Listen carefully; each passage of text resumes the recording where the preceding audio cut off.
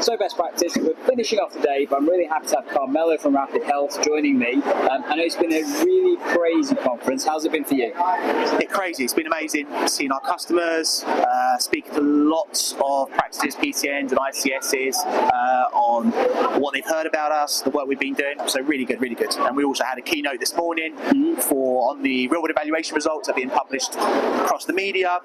So obviously, if anyone's interested in that, reach out to us. It's really good to get independent studies on the benefits of these new intelligent systems. Absolutely. So talk about intelligent systems and stuff. I mean, how does Rapid Health utilize those kind of things? Because we've heard about AI, but it's not AI, is it? Well, we don't use the word AI. Right? It depends how you define AI. So I think we're trying to educate in terms of using defined words. So we use the word autonomous. Okay, and the word autonomous means a system that can act independently, a system that can make decisions, but most importantly, a system that can action tasks. And then we apply that context to triage. So what we've developed is Smart Triage, which is an autonomous patient triage system, which means for an end-to-end triage process, not just to gather information, you can actually triage the patient end-to-end and put that patient into the right care without any human or clinical intervention. And clearly that can hopefully save time, both for practice and for patients. I guess one of the things we've seen loads though is the use of AI. I'd love to know your thoughts on how that's going, particularly I guess from a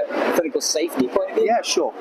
So just give you my background. I'm a computer scientist. Okay, so my background is from GE Healthcare, working on their first AI technologies, but most importantly the Internet of Things. And from our perspective, we're more focused on the problem you solve. Now, in terms of the noise in the marketplace, AI, advice I'd give to all of you watching is ask these questions. What is the AI doing?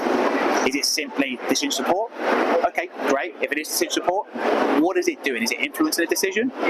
Is it telling you what to do? And if so, is it compliant? Then you look at clinical safety. Now, if you split AI into two key areas, you've got probability models and you have predictability models. Predictability models are your typical models where you don't actually know what it's going to do.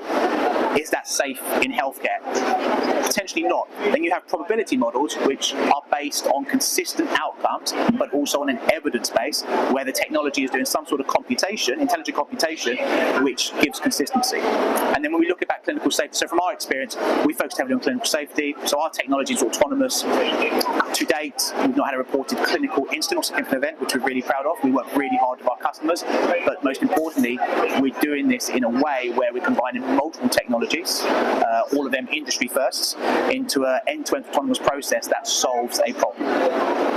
Okay, so lots of stuff there. I guess, if people do want to check out that autonomous aspect, then definitely check out Rapid Health. If you want to check out a little bit more about that safety stuff that we just mentioned, definitely check out this episode, which talks about all the DPIAs, all the assessment stuff that goes through that in more detail that you do need to know about when you're looking at these. And hopefully get you on the start on that journey to being a safe practice. And we will absolutely catch you in the next session.